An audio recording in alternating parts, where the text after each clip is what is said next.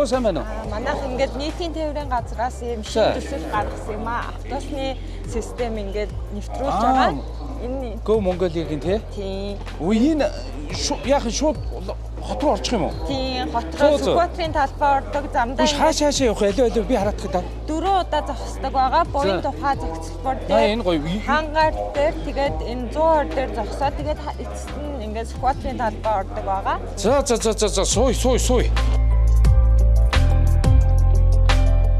Талбай хүртэл чинь нэг хүний 15,000 гэж яг шиг байна. Нийтийн тээвэр гэдэг утгаараа албан ёсоор явж байгаа учраас ч бас хурд хэтрүүлэхгүй яг ном журмаараа чинь 80-90 тэл явж байгаа шиг байна. Бас аюулгүй байдлын талаас их сайхан юм байна.